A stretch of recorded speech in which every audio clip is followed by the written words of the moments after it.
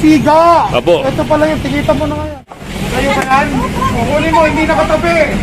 Hindi nakatabi, hindi niya tinatanggal. Huwag dyan. Pwesto ng 7-Eleven dyan. Wala kayong karapatan. Mga establishment na nagsasara dahil sa mga illegal vendor na. Oh, sir. Nakita nyo naman, nasa harap mismo ng isang convenience store. Ito, kanya raw to. Sabi mo sa'yo to. Magaling mo natin. Kasi magtitinda ka ba doon? Ayaw na niya. Yun, titikita na tayo ito.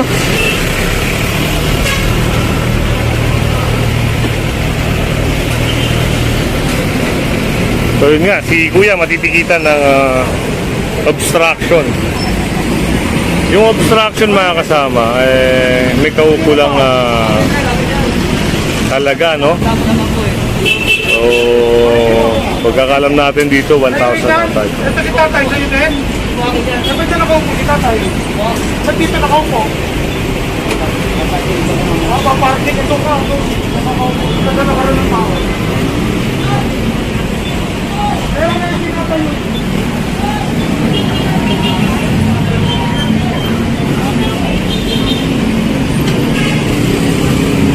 Sir, yung mga ganda sa Richard, yung mga nagtatayo ng mga tent.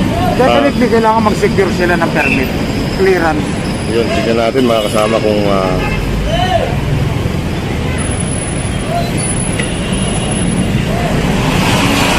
Ha?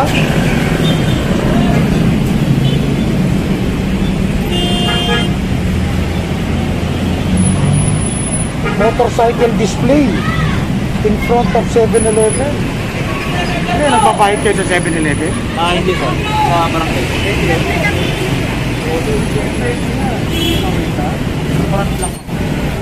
Oo ha.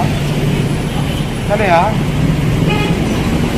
ayun, tatanungin ni Sir Richard, no? Kung i-allowed sila.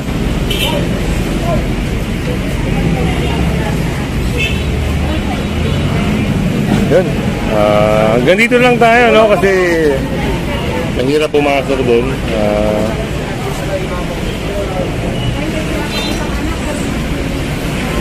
Wala na kaya, ano? Ayaw na lumalaw. Sa 7-Eleven, pinapayagan pa kayo dito? Ha? Paano ka naman dito? Tayo na kami. So yun, at alis na nga sila.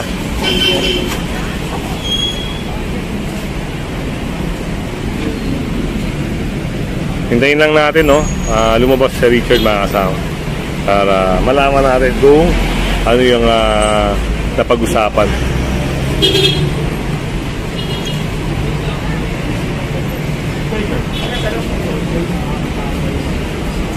Ay sir, natikitan, no? Opo.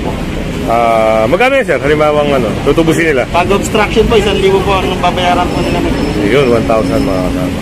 So, bayaran nyo lang sa Any Bayad Center para hindi na kayo maabala.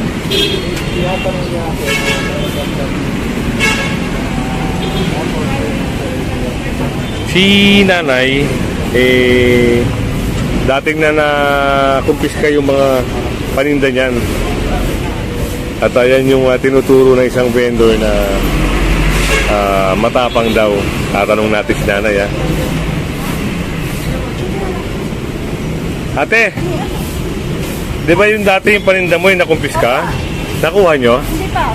Hindi nyo na nakuha? Nakukuha naman eh. Makukuha naman. Nagfile kami ng reklamo sa toll post. Nag-file pala sila ng reklamo sa tulpo. Nakuso niya yung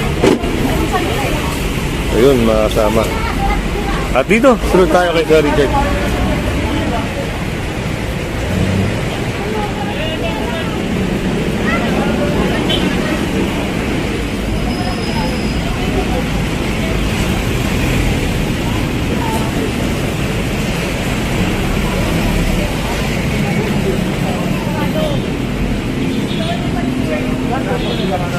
At ayun, sinasakay na. Ang certification nila, certification of no objection from the barangay. Parang it's a So, clear violation. ano yun, mga kasama, ibang usapin kasi yun eh. Government control area, this is pedestrian, sa ilalim ng footbridge. Bakit no objection? So, sir, ano pong barangay nakakasakop dyan? Barangay Tandang Sora. Pupunta So tayo. yun, pupunta tayo doon mga kasama para i-clarify bakit sila nag-issue ng gantong certification. No objection mga kasama. Kaya, lilinisin mo ba kung kumpis kayo? Kukunin mo na. At yun, kukumpiskahin na nga itong mga to.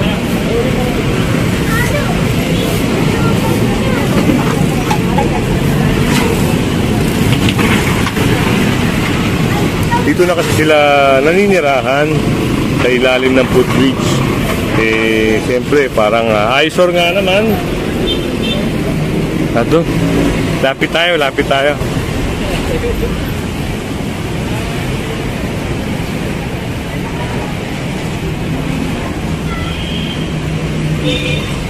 Wala tayo sa gawin ng hanap buhay ng mga hanap buhay. Saan ka na eh? Dito po ako nakatira, sir. Saan? Saan ka nakatira? Dito mismo. Ha? Sir, kung natatandaan nyo, siya yung may-ari nung yung nakumpiska na kariton doon sa may Mindanao Avenue, yung corner. Oo, yung siga. Apo. Ito pala yung tikita mo na ngayon. Ayun, nata. Pag walang bahala ito, mag-a-percent niya ito. Hindi ka pwede ko saan ka titinda pwesto na may pwesto. Ayun, si nanay mga kasama Huwag yung... kayong matapang ha, huwag kayong matapang. Pero kayo hindi ka lalabag na bata, hindi kayo pwede matapang ha. So yun, matitikitan siya. At ayun, tanong doon kung pinapayagan sila ng 7-Eleven. Ako nakakatawa.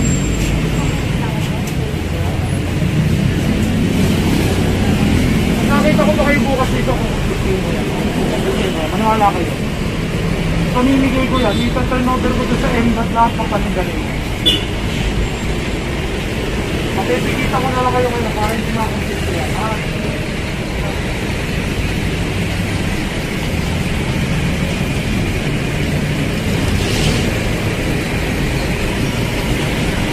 Yan, kung hindi ka pa nakasubscribe sa ating channel, pa-subscribe na lang po si Kuya Goods at siyempre pahita rin ang bell para lagi kang update sa ating mga video.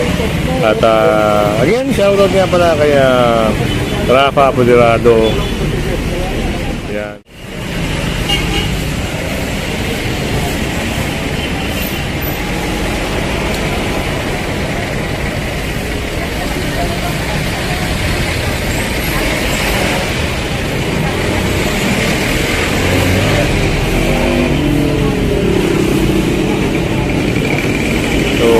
Dito tayo sa may haba ng Mindanao Avenue. Kasi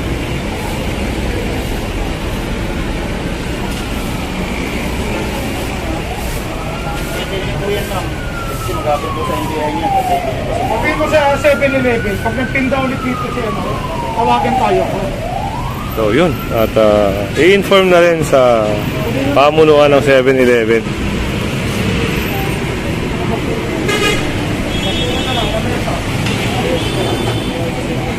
Ginagawa nilang tindahan ng gulay, sigarilyo, yan, na meron tinda rin ng 7-Eleven.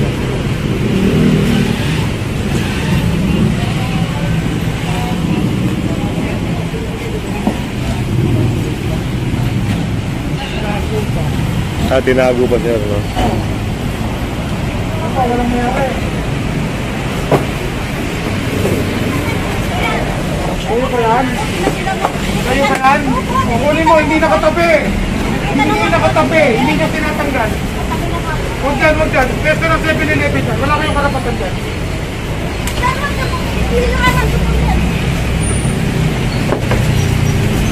Ako, kalat na yan eh. Kunin nyo na yan, kalat na yan. Ayun, sasakay na mga kasama. Paano ba?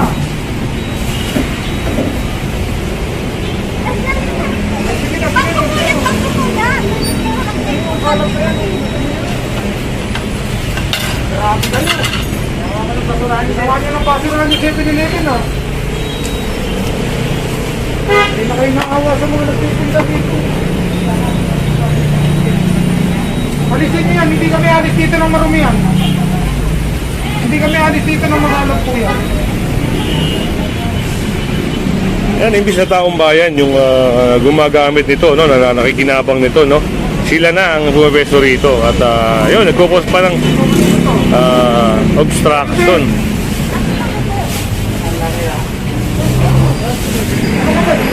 Water. Bukas po yan, sir. Dito natin. Umalis na kayo dito. Umalis na kayo dito.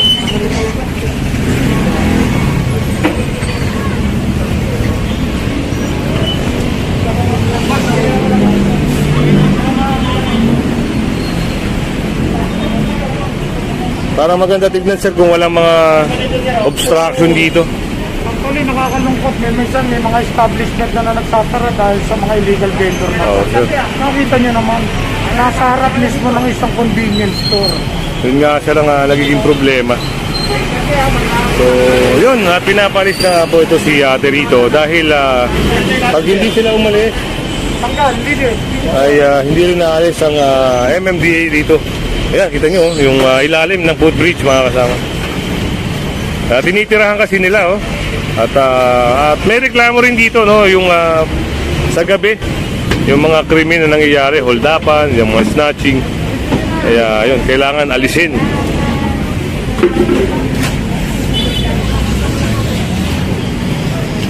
At doon naman sa usapin ng pagtatayo ng tent, yun, sa barangay na yun mga kasama.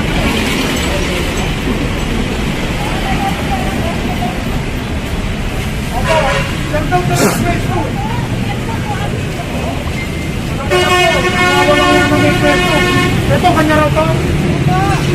Sabi mo sa'yo to. Maganda nga, hindi na ako magantay niya. Magaling mo lahat yan. Kanina mga kasama, sabi niya doon siya nakatira. Ngayon, nagagalit na rin yung kabilang tindahan. Gawa ng, tignan nyo, oh. Alisin mo lahat, pati yung gamit mo rito. Ayan yung tindahan nila. Oo. Tanggalin nyo lahat yan. Mapipilitan akong pakumpista. Ipatong mo yan dyan. Sinakop na ni ate. So, yun. Patong yan. Patong yan.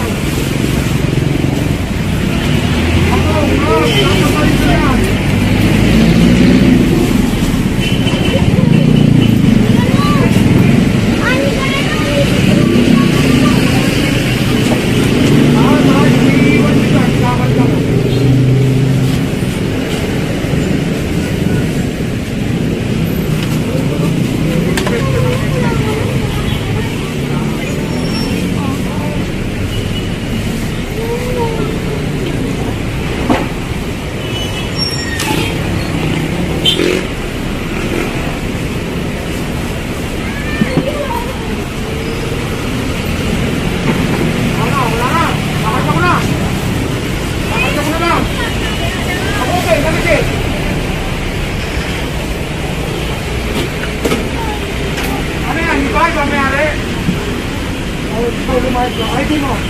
Oh, nagkalat ko may-ari. Hindi yung pwede. ID.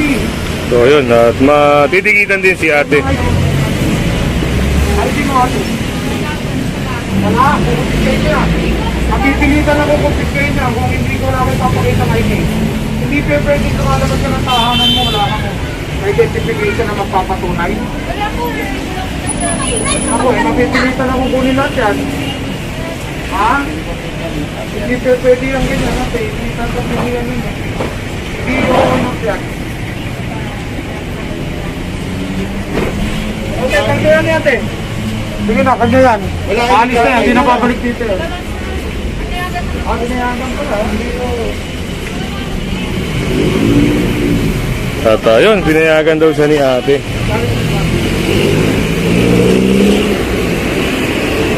Sa inyo po ba? Hindi. Wala po akong ID. Kung sa inyo po yan, hihingan ko kayo ng valentine, hindi violation po ng environmental. Kung hindi naman walang may papakitang ID, mabibilitan ako kami buktis kayo lahat yan. Kasi pwesto nang may pwesto na yan eh. Alam naman ako sa Ha? may-ari, sir. Bawal nga po violation ng 17.4. Bawal po sila magpapwesto sa harapan nila ng illegal vendor. Ano po? Wala ko din lang ID, sir eh. Taga saan ba kayo? Alcantara, Tangansora, sir. Oh, bakit wala kayong ID? Nag-lang, sir, ako. Sasakay lang, sir, ng tricycle. Ano? Sasakay lang po ng tricycle. O, pupunta ako ng barangay. Kung aabutin mo ako sa barangay, ha? 32.90. Ikakarga ko muna lahat yan sa trapo. Pupunta ako ng barangay. Apo. Kumuha ka ng ID mo. So kung pag inabot mo ako sa barangay, walang problema kasi tikita. Oh, ito ayusin ko pa oh. Sige, sir. O ngayon, pag wala ka at aalis na kami, ang turnover namin yan sa Ortega. Opo. Doon ka na lang makikita. Gusto kitang tikitan, wala akong maitipikit sa'yo, wala ka man lang ID. Ha? Hindi ko maintindihan. Taga-saan ka ba? Ba't wala kang ID? Ang ganda na ng oras, sir. Ano ba yun? Bundok ba yun? O ano? Bakit walang ID? Hindi ko lang ID mo. O, gano'n na lang ha. Kasi ka dyan, pipicture ako yan. Walang ano yan. Hindi magkukulang lang. O, ganda mo. Sa barangay ha, barangay Tandang Sora, kayo na namin. Sige na, kukuha na ng ID mo. So yun, at for the meantime, no, kukunin muna yung paninda niya at ito turn over sa barangay. Bigay niyo yung gabi. Bawa na may bahay mo, no? Ngayon, kung halimbawa may presenta siyang ID, ay titikita na lang siya. So, yun ang usapin dito. Para makikita ka. Kunin mo yung ano, ID. Sige na, lumakad ka. Ayan sa Abilao.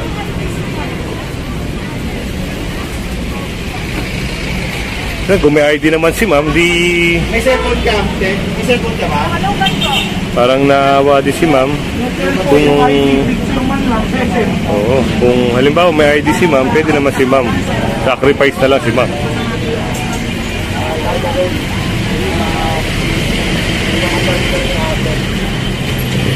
Hindi, mabibigsit mo na. O, hindi. Isa lang yan, sir. Isa lang.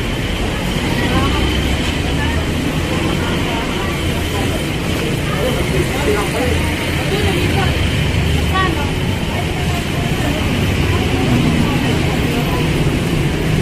Bilisan nyo ate kami, baka hindi nyo kami tagpuin sa barangay. May ano ka dyan? Pero. Yung face shield mo. So yun, pupunta tayo ng barangay, no, para dito sa usapin naman ng tent. Yung paglalagay nila ng tent. Dito sa tapat ng 7-Eleven. Now, kung hindi ka pa nakasubscribe, yan, pasubscribe na lang po si Kuya Goods. At syempre, pahit na rin ang bell para lagi kang update. Yung hindi nila pag-option, na i-occupy nyo yung sidewalk yung pedestrian. No objection daw. Ha? Pinirmahan ng kagawad. Di ba? Parang binaypas pa yung kapitan. Di may naman, sino mas mataas yan, no? Ngayon, i-clarify lang namin. Okay. So yun, punta tayong barangay Tandang Sora mga kasama. At ngayon, nandito na tayo sa may barangay hall ng Tandang Sora. So yun, kasama natin siyempre si Sir, no? Kung usapin dun sa may tent mga kasama.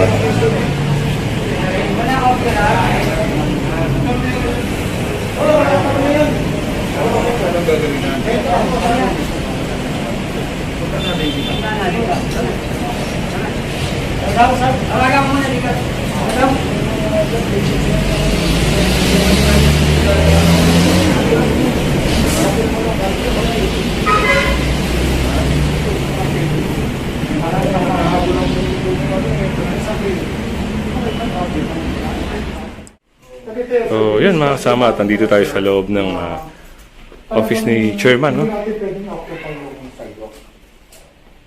Kaya si Kagawad, ayan, at least si Kagawad ng personnel magbabanggit sa inyo tungkol yung sa clearance ninyong pinakikita. Ito naman, tungkol sa 7-Eleven kasi parang na-occupy nyo. Kaya ito pwede namin i-book. Ngayon wala naman palang clearance sa 7-Eleven. Kasi may ano yan eh, may violation kasi ng 1724, ang city, ordinance yun, na kunyari ako 7-Eleven, magpapalagay ako sa harapan ko, papaupakan ko, bawal. Bawal po yun. So definitely, tulad yan, wala pa palang ano, verify din kasi na wala namang clearance sa 7-Eleven din, kung pag-occupy ninyo, so definitely, bawal po. Magiging violation siya sa Fair Business Act. Ito, maubuton sa amin. Kaya magpagawa ka na lang kay Seth ng letter na yung pag ano nila sa 7-Eleven, i-cancel na lang. Wala na. Para medyo nasa legal tayo na. Alam mo, pwede yan. Hindi kami tutol sa negosyo nila. Tinatama lang namin. Meron kayo nakitang vacant space. Tapos pagdating sa may pwesto, kailangan magkanta kayo kahit na lease contract man lang. just to prove na nagbabayad kayo doon sa pwesto. Hindi yung pinapepwesto nila kayo or nag-o-occupy kayo na walang pahintulot sa kanila. Medyo mag-iyon. Ngayon, kung papayagan nila, meron kayo, yun, it's fine. Lagay kayo ng display niya, wala kami question. Gusto naman namin ng hanap buhay, tinatama lang namin naman. Ano po? So, for the meantime, sabi nga ni Kagawad, clear na muna natin. Hindi na lang po yung sasabihin. Definitely, magpaalam, hindi kayo. Ngayon, kung papayagan nila kayo, mag-verify. Make it black and white. Just to prove, meron kayong agreement. So yun, hindi bawal. Hindi kayo mag-fall sa violation na 72.4 na basta inoccupy mo yung pwesto. Okay. Or verbal, may usapan, sasabihin pinapayagan ito. So, no, hindi eh. So, kailangan black and white. Kasi parang ang nangyari, nagpunta ka dito, no? Hingi ka ng permit, sinabi mo okay sa 7-Eleven, pero walang kasulatan. Kaya syempre, yung isa, gagawa naman ng, no objection, walang mag-object. Yung pala, hindi alam.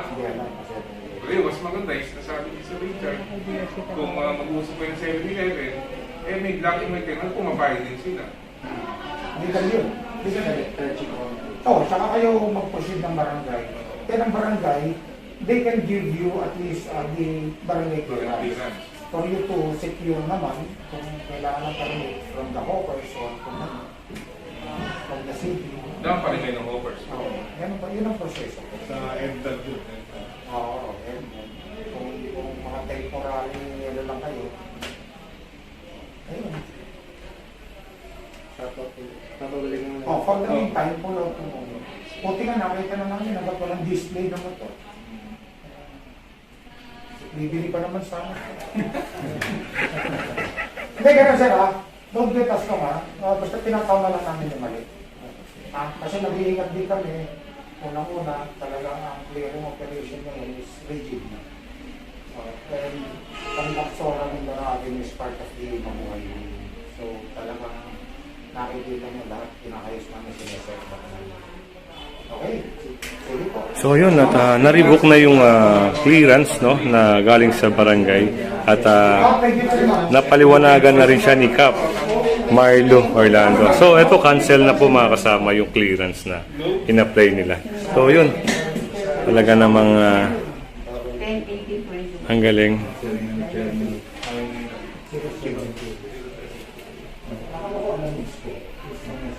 Ayan, at shoutout pala sa mga taga-barangay Balara, sa kay Kapitan Marlo Olanday, kay Kagawad. Kay Sir Richard. Galing din siya ate dito sa may barangay, no? At yun nga, yung napag-usapan na secure niya yung ID, ayun, meron na. Titikita na lang siya at ibabalik na yung paninda niya. So, ang tanong doon, ate, magtitinda ka ba doon? Ayaw na ni ate, mga kasama. Nadala na siya. Ayun. Dahil, pag nadaanan ka uli ron, nako, baka makumpis ka uli ang paninda mo. So yun, ibibigay na, no? Sinabihan na rin siya ni Sir Richard na wag na siya magtinda ron. Yan, again, no? Kung hindi ka pa nakasubscribe, pasubscribe na lang po si Kuya Goods at syempre, pakita rin ng bell para lagi kang update sa ating mga video. Yan, magandang umaga po at mabuhay kayo lahat. Yung lahat ng paninda ni ate, ito.